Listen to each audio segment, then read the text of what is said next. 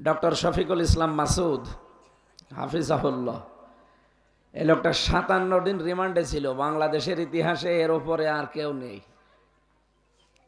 বলেন তো, একটা মানুষ ৫৭ দিন রিমান্ডে থাকা, ওখানে তো আর আদর করে তুলে খাওয়াইনি। আমিও তো ১০ দিন ছিলাম, আমি জানি কি করে। আমার ১০ দিনেই আমি আদা মারা হয়ে গেছি, আর সে ৫৭টা দিন। এরপরও তাকে এক চুলও নড়াতে পারি নাই, তার আদর্শ থেকে, তার ইমান থেকে। বাস্তবে আমরা বহু বড় বড় বিশাল বিশাল দাড়িওয়ালা, জব্বওয়ালা, পাগড়িওয়ালা মানুষ দেখেছি। এ মানুষগুলো তগুত ছেড়ে না দিয়ে ইমানের দাবি করত। এজন্য শুধু ঝড় আসতে দেরি, সব ইমান পালিয়েছে। অথচ বড় বড় মসজিদের ইমাম, তাদের ইমানই নেই, ইমামতি করছে। ইমান থাকার জন্য যে শর্তগুলো, ওগুলো যদি কারো ভেতরে না থাকে। আমি মাওলানা জুলফিকার সাহেবকে বললাম, আগামী ৪ তারিখে বাংলাদেশ আমিরে জামাত ডাক্তার শফিকুর রহমান আসবে কুষ্টিয়ার ময়দানে, মনে হয় সরকারি কলেজে। সরকারি কলেজে ৪ তারিখে জানুয়ারি সকাল ১০টায় উনি ভাষণ দেবেন জাতির উদ্দেশ্যে। এই দেশের ইসলামী আন্দোলন যারা করে, একামতে দিনের এই কর্মীদের সামনে নিয়ে। আপনি যদি ওখানে থাকেন, আমি আপনার সাথে থাকবো। একটা শর্ত লাগিয়েছিলাম, ইন মা যদি, উনি যদি ওই দিন না থাকে আমি থাকবো। ওনার শর্তই দিয়েছিলাম, যদি আপনি থাকেন। আল্লাহ তাআলা বলেন, তোর ইমান আছে কিনা এটা পরীক্ষা করার জন্য কয়েকটা জিনিস আগে আমি দিয়েছি। আগে এই শর্তগুলো মানা লাগবে। মান রাআ মিনকুম মুনকারান ফালিয়ুগায়্যিরহু বিয়াদিহি, কেউ যদি তার সামনে কোনো অন্যায় কাজ হতে দেখে, শরীয়ত বিরোধী অথবা মানবতা বিরোধী, সে যেন তার হাতের দ্বারা এটা বন্ধ করে। হাত মানে শুধু এই হাত না, এটা ক্ষমতার হাত হতে পারে, প্রভাব প্রতিপত্তির হাত হতে পারে, টাকা পয়সার হাত হতে পারে, আইনের হাত হতে পারে। এগুলো যার যতটুকু আছে, সে যেন এটা দিয়ে বন্ধ করার চেষ্টা চালায়। এই এলাকায় আমরা যারা বাস করি, শরীয়ত বিরোধী অন্যায় যদি কিছু হয়, মানবতা বিরোধী, আপনি নামাজ পড়েন, রোজা রাখেন, আর যাই করেন, প্রথম কাজ হবে এটা কি করে? ক্ষমতা থাকলে ক্ষমতা দিয়ে, আইন থাকলে আইন দিয়ে, প্রভাব প্রতিপত্তি থাকলে ওইটা দিয়ে, টাকা পয়সা থাকলে টাকা পয়সা দিয়ে ওটা বন্ধ করা। এটা ইমানের একেবারে ফার্স্ট ক্লাস ইমানদার যারা, তাদের চরিত্র। এটা যদি কেউ না পারে, পারিপার্শ্বিক কারণে, দেশের কারণে, সে যেন তার জবান দিয়ে এটা প্রতিবাদ করে জানায়। সে যেভাবেই হোক যেন বন্ধ করার চেষ্টা চালায়। এটা ২ নাম্বারে। সেকেন্ড ক্লাস, এইটাও যদি কেউ না পারে, সে যেন অন্তরে ঘৃণা করে আর চেষ্টা করে কি করে এটা তুলে দেওয়া যায়। পরিকল্পনা করা লাগবে। ঘরের ভেতরে চোর ঢুকেছে, চোর ঢুকে যা পাচ্ছে সব নেচ্ছে। এখন যদি আপনি মনে করেন লা ইলাহা ইল্লা আনতা সুবহানাকা ইন্নী কুনতু মিনাজ জালিমিন, হবে? আপনার মনে মনে পরিকল্পনা করা লাগবে যে আমার সে লাঠিটা কই।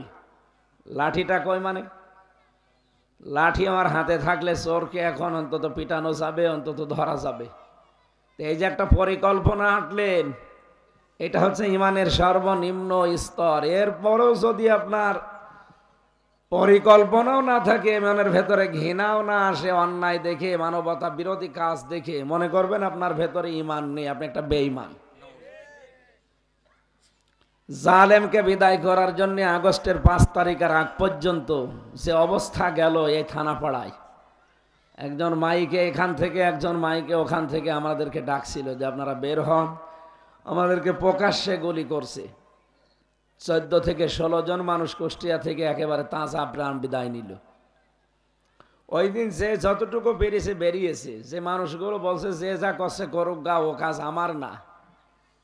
এমনকি অনেকে বলছিল যে এগুলো বিএনপির কাছ থেকে টাকা খেয়ে এই করছে। অথচ লোকটা দেখি ৫ ওয়াক্ত নামাজ পড়তে যায় মসজিদে। ওর না ইমান থাকে কি করে? মানবতা বিরোধী কাজ, যেখানে জুলুমের বিরুদ্ধে অবস্থান নেওয়া ইমানের প্রথম দাবি। পারেননি আপনি, মুখ দিয়ে বলবেন, তাও পারেননি, অন্তত পরিকল্পনা করার দরকার ছিল। আর আপনি যদি এই ভালো কাজে আরো বাদ সাজেন, আপনি নামাজ ৫ ওয়াক্ত না, তাহাজ্জুদ মিলে পড়লো, আপনার ইমান নেই, আপনি বেঈমান। এই বাংলাদেশে 15.5 বছরে বহু পীর সাহেব খালি পীর হয়ে বসে আছে, কিন্তু বেঈমান। বহু বড় বড় ইমাম দেখেছি, ইমান নেই, ইমামতি করছে। কারণ এই তিনটা বিষয় যদি না থাকে কারো ভেতরে, আদাফ ইসমে তাফসিল, এটা একেবারে সর্বনিম্ন স্তর। এটা না থাকলে তার ইমান থাকে কি করি? তাহলে হাদিস অনুযায়ী বোঝা যায় বাংলাদেশে আমরা দেখতে যা মনে হচ্ছে 96% যে মুসলমান আমরা বলি এটা আদমশুমারিতে, আর ওই যে আমাদের খাতনা করা আছে এইটাই। ইমানের দাবিতে সত্যি করে বলেন তো আমরা কি আসলে মুসলমান? তাহলে তো ওই তিনটার আমাদের একটা পাওয়া যেত। কুষ্টিয়াতে আমরা যেভাবে প্রতিবাদী মানুষ বাস করি, এই দেশে বিশেষ করে এই জেলায় যারাই দায়িত্বে থাকবে এই মানুষগুলো তো এক চুল ছাড় পাওয়ার কথা ছিল না।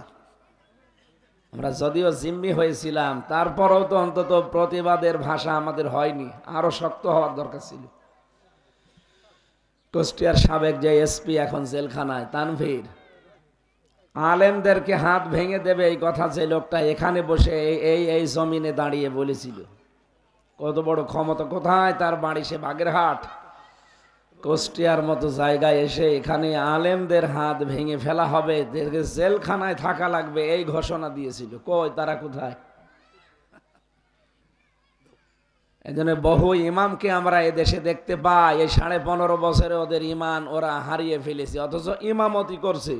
ইমান নেই, ইমামতি করছে।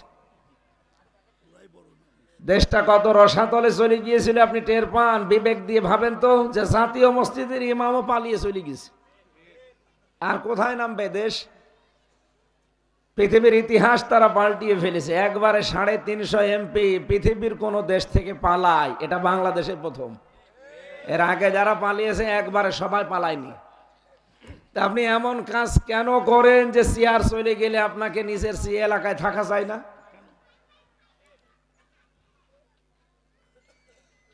না, আমরা এমন কোন কাজের সামনে ইনভলভ হব না। কোরআনে কারিমের আয়াত আমার মাঝে মাঝে সূরা নমলের 52 নম্বর আয়াতটা মনে হয় এখনো। রব্বুল আলামিন বলেন, ফাতিলকা বুয়ুতুহুম খাওয়িয়াতাম বিমা যালামু। হে নবী, এই সেই ঘরগুলো, এগুলোর দিকে একটু তাকান। আমি খাওয়িয়াতান জনশূন্য করে দিয়েছি, এগুলোকে আমি পরিত্যক্ত বানিয়ে দিয়েছি, আজকেও এখানে আর থাকে না। বিমা যালামু, এদের জুলুমের কারণে। এত বেশি জুলুমেরা এই সমস্ত ঘর থেকে করেছিল দুর্বিসন্ধি ষড়যন্ত্র, যে ঘরগুলো এখন পর্যন্ত অভিশপ্ত হয়ে আছে। আপনি তাকান, সারা বাংলাদেশের আমার প্রায় 630টা থানায় আমার যাওয়া শেষ। কম বেশি সব জায়গায় যে দেখছি জালেমদের আর কিচ্ছু বাকি নেই, সব উড়ে গেছে। ওদের পায়খানার প্যান পর্যন্ত মানুষ খুলে নিয়ে চলে গেছে। কত রাগ বলেন তো তাদের উপরে! অথচ 5 তারিখের আগে ওই মানুষগুলোর কি দাপট ছিল। আপনি হানিফ সাহেবের বাড়ির দিকে তাকান তো, এখন ওটা জন টয়লেট হয়ে গেছে। আপনি এখনো যান, দেখবেন 4-5 জন করে এদিকে ওদিকে যাচ্ছে আর প্রসাব করছে। তো কেন এই কাজ কেন করা লাগবে? আপনার কি কম ছিল? আপনি যে পর্যায়ে ছিলেন, যদি মানবিক হতেন, পৃথিবীর সব পালিয়ে গেল, আপনাকে পালানো লাগতো না। যে অবস্থায় আছেন, আমার মনে হয় মানুষ আপনার উপরে, সারা দেশে আমি যাই, যেভাবে গালি দেয়, আর যে অবস্থায় আছে, কোন জায়গায় যদি সত্যি আপনাকে দেখে পিটিয়ে মেরে ফেলবে। আদালতে তুলতে গিয়ে ইনু সাহেবকে যদি পচা ডিম মারে মানুষ, কত নিচে নামলে মানুষ এত নিচে নামতে পারে বলেন? আদালতে আমি 3 বছর ছিলাম না, ডিম মারা কি অনেক মহিলাকে পর্যন্ত আমি এই পিছন ভ্যাঙের পেছনে পেছনে কাঁদতে দেখেছি। তারা বলতো, মুফতি সাহেব কোনো ভয় নেই, আমরা সব জানি যে এগুলো সব মিথ্যা কথা। আর আপনাকে তো এই কথা বলে না, পিছন ভ্যানের পেছনে আপনাকে গালি দেয়, বলে কুত্তার বাচ্চা যাচ্ছে। এমন জীবন কেন তৈরি করা লাগবে যে আমার চোখ বন্ধ হয়ে গেলে মানুষ আমার আরো গালি দেবে? আমার চোখ বন্ধ হওয়ার পরে যদি একটা মানুষ আমার জন্য না করে, তো ওই রকম জীবন থাকার চাইতে মরে যাওয়া ভালো। ফামা বাকাত আলাইহিমুস সামাউ ওয়াল আরদু ওয়া মা কানু মুনজারিন। এমন লোক দুনিয়া থেকে মারা যায়, ওর জন্য আকাশেও কেউ কাঁদে না, জমিনেও কেউ কাঁদে না, এমনকি ইন্না লিল্লাহ কেউ পড়ে না। অ্যাটর্নি জেনারেল একজন ছিল, আমি নাম নিলাম না, এনি মারা যাওয়ার পরে আমি ফেসবুক দেখেছি 100টা কমেন্টের 99টা মানুষ শুধু গালি দিয়েছে আর বলেছে আলহামদুলিল্লাহ। তাও তো কঠিন মুহূর্তে। ও যদি এখন মারা যেত 102 জন বলতো আলহামদুলিল্লাহ। এই জন্য বাস্তবতাকে মেনে নেওয়া লাগবে। আমাদের ঈমান আনার আগে কাজ হচ্ছে তগুত ছাড়া। আর তগুত কি এটাও অনেকে জানে না। তগুত মনে হয় যে মিনিসিটি বাজারে কিনতে পাওয়া যায় না। তগুত কি মিনিসিটি বাজারে কিনতে পাওয়া যায়? তগুতটা আগে আপনাকে পরিচিত হওয়া লাগবে, এটা জানা লাগবে, জানার পর এটা ছেড়ে দেওয়া লাগবে। 1 নম্বরে নবীজি বলেন, এই পৃথিবীর ময়দানে তগুত হচ্ছে তারা যারা অহংকার করে। বলেন তো অহংকার মানুষের ভেতরে ছিল না ছিল না? কি হনরে হনুমান হয়ে গেছে, কাউকে পাত্তা দিত না, কিছু মনেই করতো না। রিমান্ডে আমি যে 10 দিন যে অফিসারগুলো পেয়েছিলাম, এ মানুষ ভাবতে এদের আমার কষ্ট লাগতো। আমার মতো একজন হুজুর মানুষের সাথেও যে আচরণ করতো, ও সাধারণ মানুষ পেলে কি করতো? মুখের যা গালি আর সে ভেতরের অহংকার, কোথায় আজ তারা? আমার কাছে এখন মামলার আয়ু কল দিয়ে বলে হুজুর মাফ করে দিয়েন। কিসের মাফ? আগে টাকা ফেরত দিন। যে টাকাগুলো নিয়েছেন আগে টাকা ফেরত দেবেন, এরপরে বলবেন মাফ করে দিন। আপনাদেরকে আমি বাঁচার জন্য বলছি, কুষ্টিয়াতে যেহেতু থাকতে পারি না, 1 মাস 1.5 মাস পরে একদিনের জন্য আসি, আবার চলে যাওয়া লাগে। যে চাই আপনাকে বলুক, আমি যা বলছি আপনি যদি কোরআন হাদিসের সাথে মিলিয়ে না পান, আপনি আমারে কোনোদিন আসলে ধরে বলেন যে এটা মেলেনি। এই 15.5 বছরে যার উপরে যতটুকু অত্যাচার করেছেন, জুলুম করেছেন, অধিকার নষ্ট করেছেন, যদি এখন শুধু আস্তাগফিরুল্লাহ পড়ে মাপ পেতে চান, জীবনেও মাপ পাবেন না। আগে তার কাছে যাবেন, তার ক্ষতিপূরণ দেবেন। কথা বুঝতেছেন? আপনার কারণে যদি এলাকায় কেউ ব্যবসা বাণিজ্য করতে না পারে, আপনার কারণে যদি উপরের কোনো প্রমোশন সে না পায়, আপনি মিথ্যা মামলা দিয়ে, মিথ্যা সাক্ষী দিয়ে তার জীবনটা নষ্ট করে থাকেন, আগে তার পরিবারের কাছে যে মাপ চাবেন। ও যদি বলে আমার ক্ষতিপূরণ দেওয়া লাগবে, এই 15 বছরে এই ক্ষতি হয়েছে, আপনাকে তাই দেওয়া লাগবে। যদি মাপ পেয়ে জান্নাত পেতে চান, আর না হলে আপনার নামাজ, রোজা, হজ, এই যাকাত সব মাঠে মারা যাচ্ছে, কিচ্ছু কবুল হবে না। কিন্তু এই বাস্তব কথাগুলো তুলে ধরতে চায় না। আমার তো আর ইমামতি নেই আপনার মতো, আমার ইমামতি চলে যাবে। কারণ আমি যেখানে ইমামতি করি আমাকে ডেকে নিয়ে তারা করায় আকিস গ্রুপে। আমি আকিস গ্রুপের মেন মসজিদের এখন খতিব। আর আপনারা ইমামতি করেন, এই যেসব কমিটির কাছে বাধা থাকে, এই জন্য এই সঠিক কথাগুলো বলতে চায় না। বলে আস্তাগফিরুল্লাহ পড়লেই সব মাফ হয়ে যাবে। মাফ হয়ে যাবে মানে? আমার বাবার কাছ থেকে যে টাকাগুলো নিল, আমার 3টা বছর জেলের ভেতরে রেখে দিল, এতে আমার বাবা মা কষ্ট পেয়েছে না?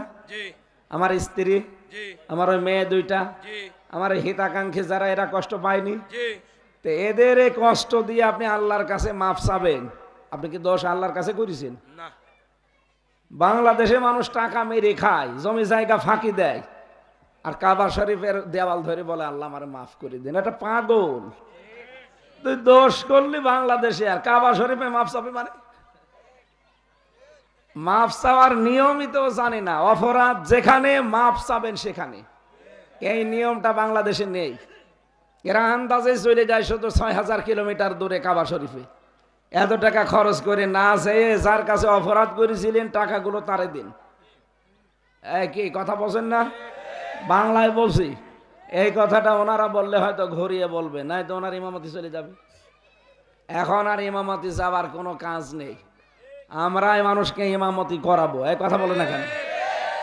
সময় এসে গেছে ইনশাল্লাহ। বাংলাদেশে আগস্টের 5 তারিখের আগের জরিপ আছে, ইন্টারন্যাশনাল জরিপগুলো দেখবেন। মাত্র 100 জনের 15 জন মানুষ চাইতো এদেশে ইসলাম কায়েম হোক। এই যে 3.5 মাসের ব্যবধানে আজকের জরিপ দেখেন সকালবেলা ইন্টারনেটে, 100 জনের 58 জন মানুষ চাচ্ছে এই দেশে ইসলাম কায়েম হোক। 15 থেকে 100 জনের ভেতরে 58 জন চলে এসেছে। আপনি আর কিছুদিন যেতে দেন, মানুষ যেভাবে ইসলামের দিকে ঝুঁকতেছে, মানুষ এখন আর আগের মতো ওইভাবে মানে আগস্টের 5 তারিখের আগে নেই, এখন অলরেডি ডিসেম্বরের 28 তারিখ চলছে। আর 2 দিন পরে সালই পাল্টিয়ে যাবে, তখন শুরু হবে নতুন বছর। আমরা চাই নতুন বছর যেন বাংলাদেশটা কোরআন দিয়ে শুরু হয়। কথা বলেন ঠিক কিনা? হবে ইনশাআল্লাহ। আমরা বিশ্বাস করি হবে। কোরআনের পাখি আল্লামা দেলাওয়ার হোসাইন সাইদি রহমতুল্লাহ আলাইহি জীবনে যতগুলো স্বপ্ন দেখেছিলেন, আল্লাহ একটা স্বপ্নকেও মিথ্যা প্রমাণ করে নাই। প্রতিটি স্বপ্ন তার দেখিয়েছেন বাংলাদেশে। বলেছিলেন যে জালেমরা এদেশে ইঁদুরের গর্ত পাবে না। আপনি দেখেন ইঁদুরের গর্ত পাবেন না।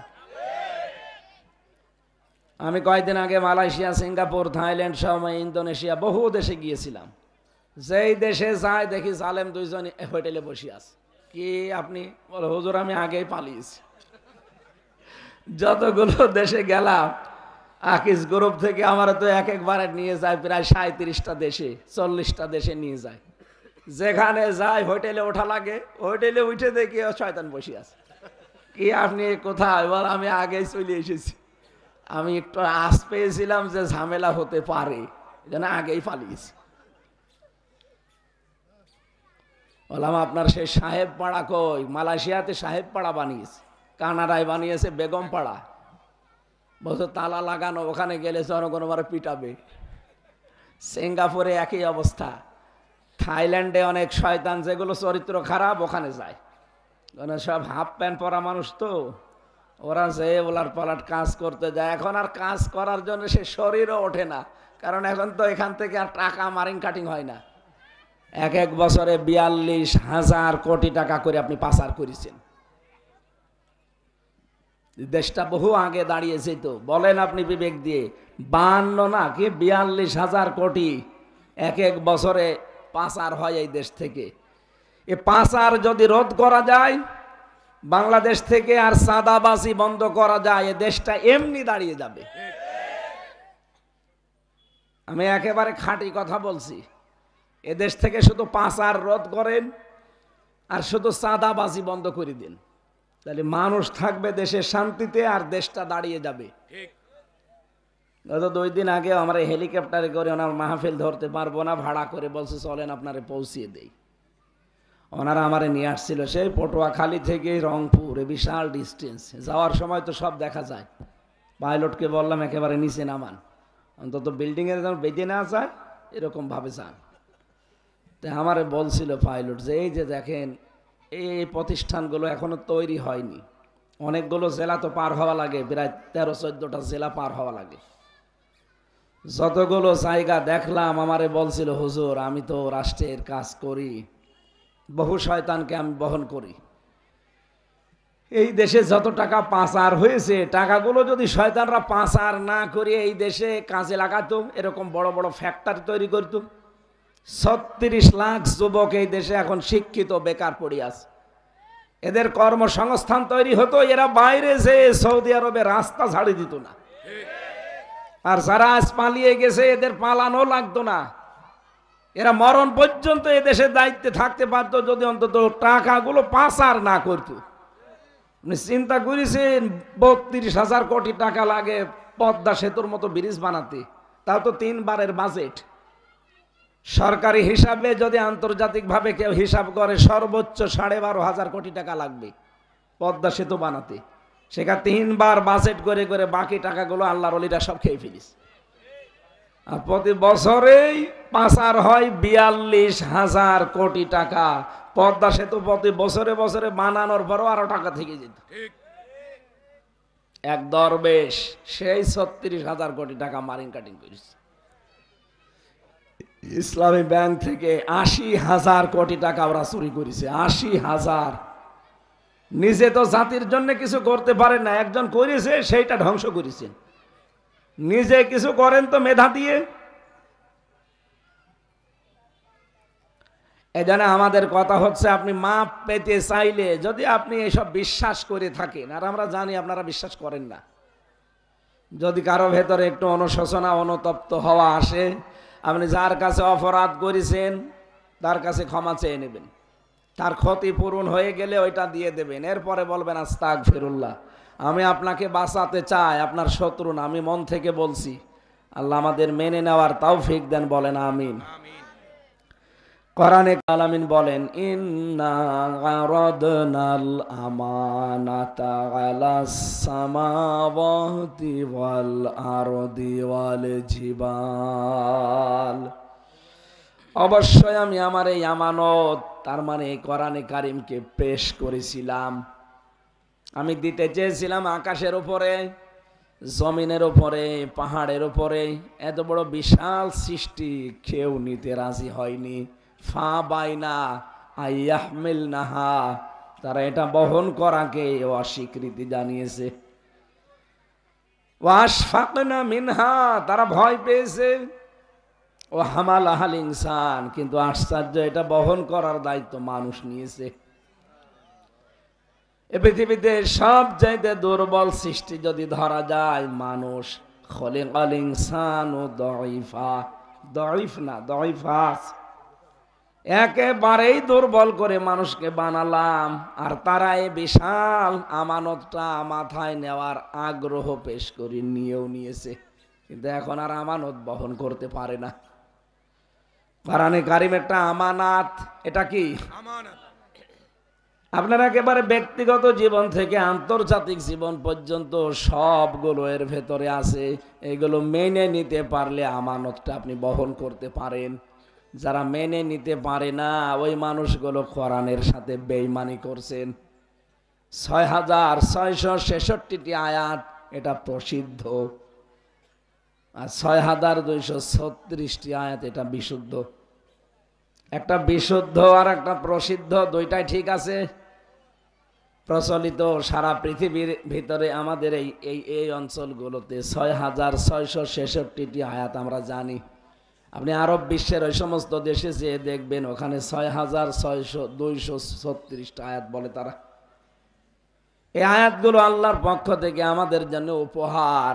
যারা মেনে নিতে পারে তারা সৌভাগ্যবান, যারা মানে না ওরা দুনিয়ায় সব কিছুর মালিক হলো হতভাগ্যা। আমরা যেন হতভাগ্য না হয়ে যায় আল্লাহর এই বিশাল আমানত পেয়ে। ব্যক্তিগত জীবন থেকে আমানতকে আপনার বহন করা শুরু করবেন। আপনি যে মানুষের সাথে কথা বলেন, হাসি মুখে একটা কথা বললেও সাদগা দেওয়ার সওয়াব হয়। যেই ধর্মে হাসি মুখে কথা বলাও সওয়াব, এই ধর্মে কোনো মানুষের ক্ষতি করার মন মানসিকতা তৈরি হতে পারে। এমন একটা ধর্মের অনুসারী হওয়ার পরও আমাদের দ্বারা ক্ষতি হবে কোন কারণে?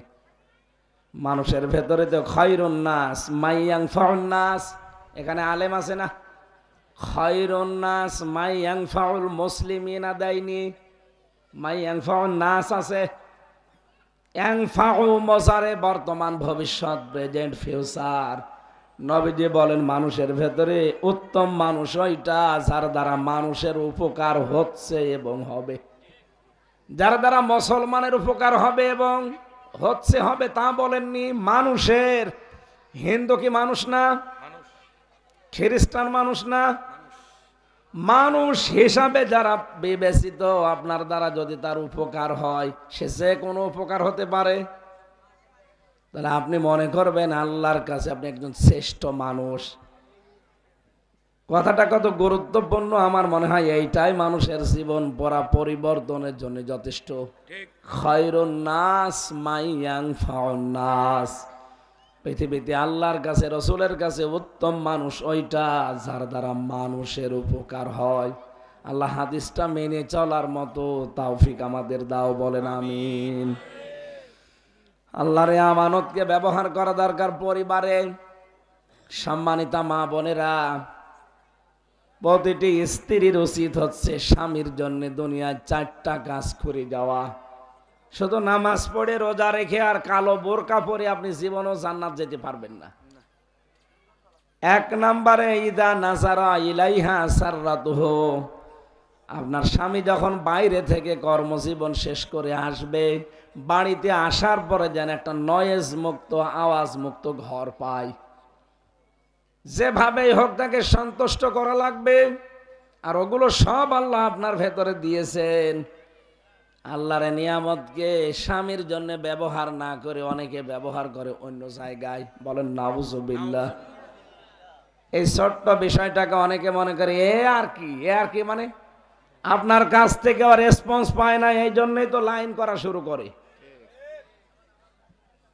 বুড়ো মানুষ বলার দরকার নেই, ঠিক, বুড়ো মানুষের আবার কিসের কি, যুবক মানুষ আমরা যারা আছি, সম্মানিত মা বোনেরা, আমরা চাই আমাদের কুষ্টিয়াতে পারিবারিক জীবনে যেন জান্নাতের মতো শান্তি বিরাজ করে। আমিন।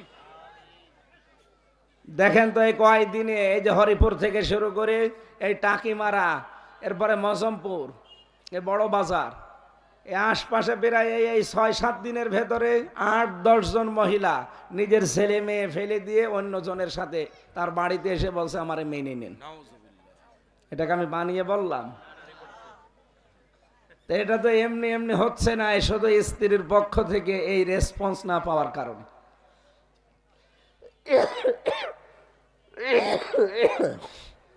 প্রশ্ন আসতে পারে তাহলে আপনি পরকীয়া প্রেম করতে উদ্বুদ্ধ করছেন না, ওইটা তো হারাম।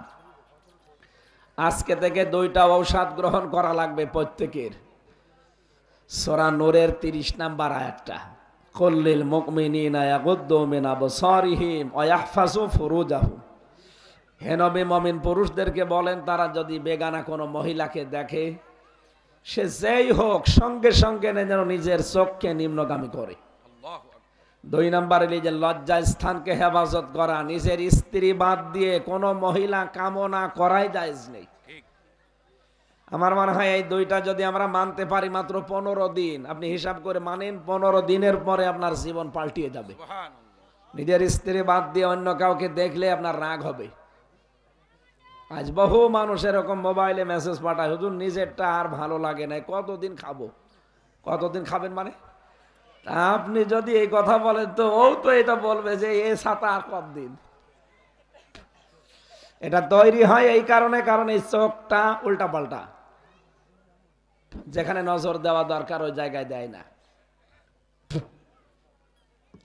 মা বোন যারা এসেছেন, নামাজ রোজার কথা আমি বলি না, কারণ এগুলো মুসলমান তো মাস্ট বি করাই লাগবে। মুসলমান যদি নামাজ না পড়ে ও আর মুসলমান থাকে না।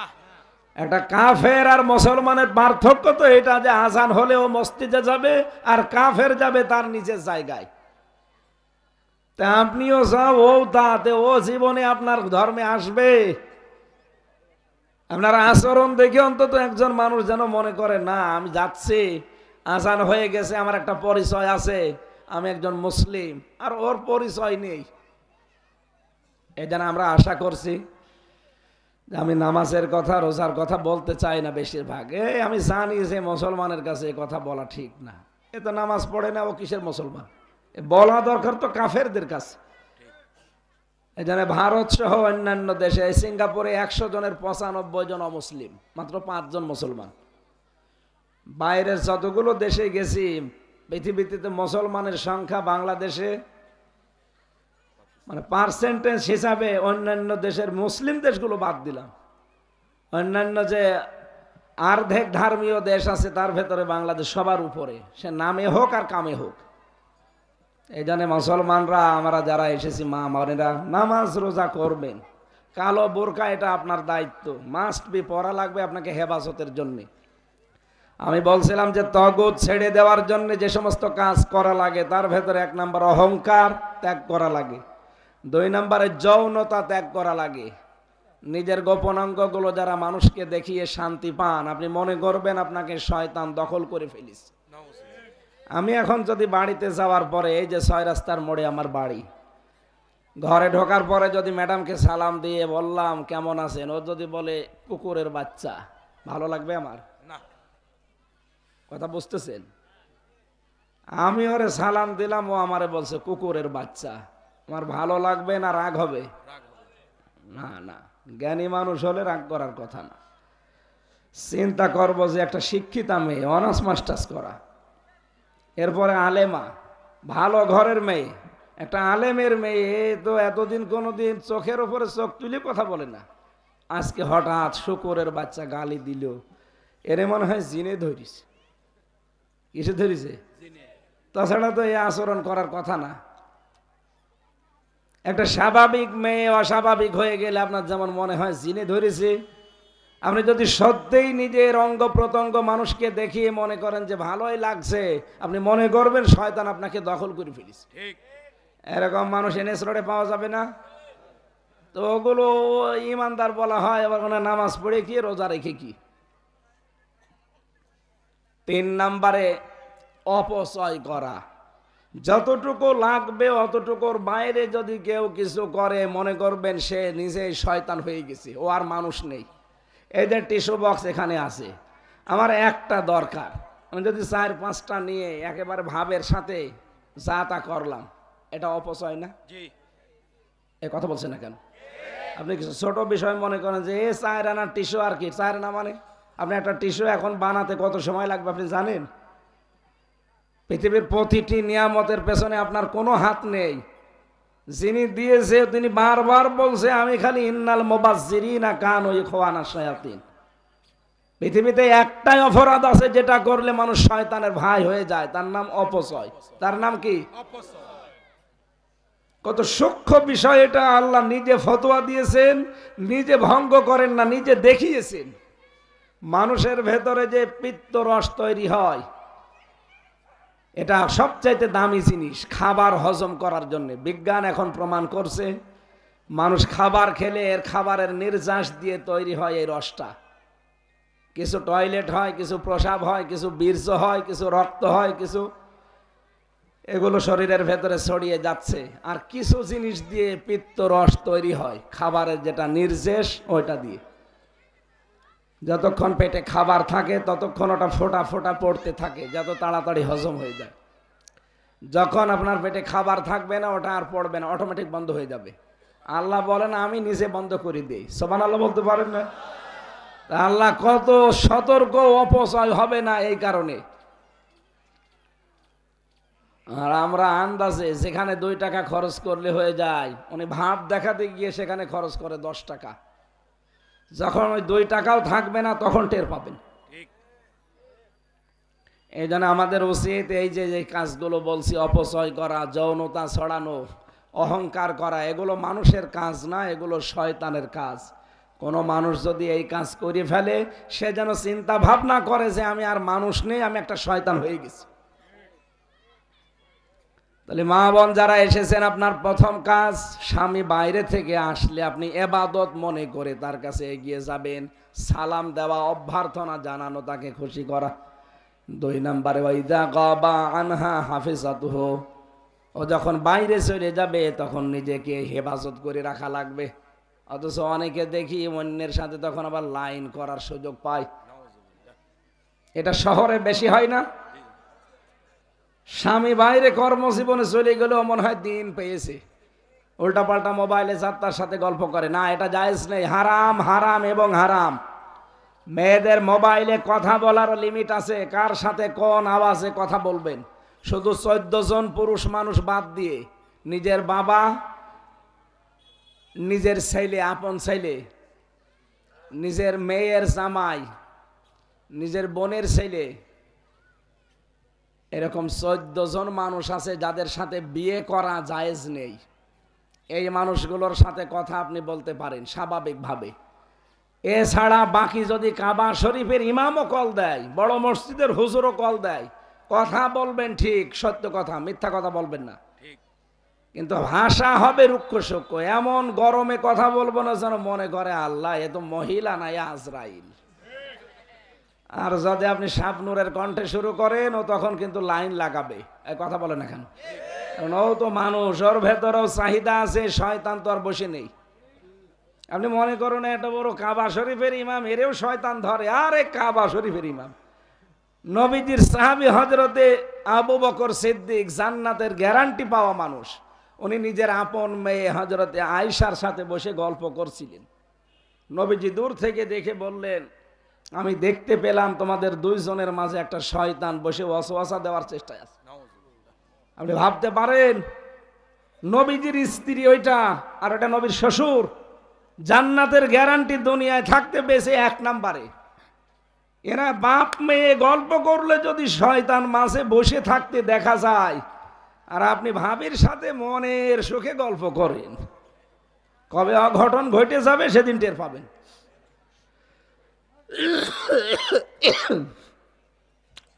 3 নাম্বার, আলা দীনি যাওজাতিহা, আপনার স্বামী যদি বাইরে থাকে দিনের কাজে, ইসলামের কাজে, মানবতার সেবায়, তাহলে ছাড় দেবেন তাকে, তাকে সাহায্য করবেন, সহযোগিতা করবেন। পেছন দরজা দিয়ে খাদিজাতুল কুবরার সাথে আপনি জান্নাত যেতে পারবেন। হযরতে খাদিজা জীবনে এক ওয়াক্ত নামাজ পড়েননি, রোজা রাখেননি, হজও করেননি, যাকাতও দেননি, কিন্তু তাকে আল্লাহ জান্নাতে একটা ঘর বানিয়ে আলাদা তার জন্য সুসংবাদ পাঠিয়েছেন। এই একটাই মাত্র কারণ, তিনি স্বামীকে সাপোর্ট দিতেন। আপনি কি করেন? আরো তো বাধা দেন। আপনার স্বামী যদি দিনের কাজ করে, একামতে দিনের কাজ করে, ইসলামী আন্দোলন করে, মানুষকে সাহায্য করে, আপনি শুধু পেছন দরজা দিয়ে টেনে ধরেন, সবই করো, আমরা কি মানে আপনিও যা, দুনিয়ার মানুষও তাই। কারণ আপনিও মরণের পরে আমার কাছে যা হয়ে যাবেন, এই লোকটাও তাই হয়ে যাবে। এই কথা বলছে না কেন? আপনার সাথে আমি ভালো ব্যবহার করি একটাই কারণ, যেন আমার জান্নাত তৈরি হয়। এর সাথে আমি ভালো ব্যবহার করি একটাই কারণ, যেন আমার জান্নাত তৈরি হয়। তা আমি আপনাকে খুশি করার জন্য, আরামে রাখার জন্য হারামি খারাপি সব বাবা শাহজালাল হালাল করে নেব, আর ওর অধিকার নষ্ট করবো মানে? আমাল হায়াতুদ দুনিয়া ইল্লা মাতাউল গুরুর, পৃথিবীর জমিনটা পুরা ধোঁকা। কে বলছেন? এটা যে কত বড় বাস্তব কথা আমি নিজে এখন টের পাচ্ছি। আমার বাবা রিয়াজউদ্দিন, এই যে আমার বাড়ি হালসা, আমার দাদা জাহান আলী, তার বাবার নাম হচ্ছে নমাজ আলী। এরপরে আমি আর চিনি না, সত্যি কথা বলছি, আমি আর চিনি না। অথচ 60-62 বছর আগে এই লোকটা মারা গেছে। উনি যদি এখন কুষ্টিয়ার আমার হালসার ওই বাড়ি এসে বলে, এই 2 তলা বাড়ি আমার, এটা আমি বানিয়েছিলাম, ও দাঁত মুখ খুলে ফেলবো না? যে ভণ্ডামি করার জায়গা পান না।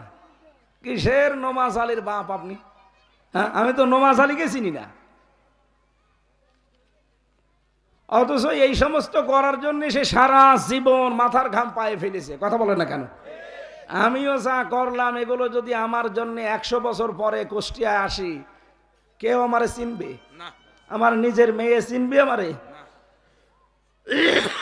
আমার মেয়েও হয়তো থাকবে না, তার মেয়ের মেয়ে, 3 পুরুষের পরে আমরা আর চিনি না। অথচ এদের জন্য সব কিছু ওলট পালট করে ফেলি, বিশাল আমানতগুলো নষ্ট করে ফেলছি। স্বামী যেটা জায়েজ, যেটা যদি আপনাকে করতে বলে, জীবন থাকতে আপনাকে মানা লাগবে। আল্লাহ আমাদেরকে মেনে চলার তৌফিক যেন দান করেন। এরকম ব্যক্তিগত, পারিবারিক, সামাজিক সব জায়গায় আল্লাহর ইবাদত আছে। কি লেখেন কিছু বোঝা যায় না, কি লিখেছেন?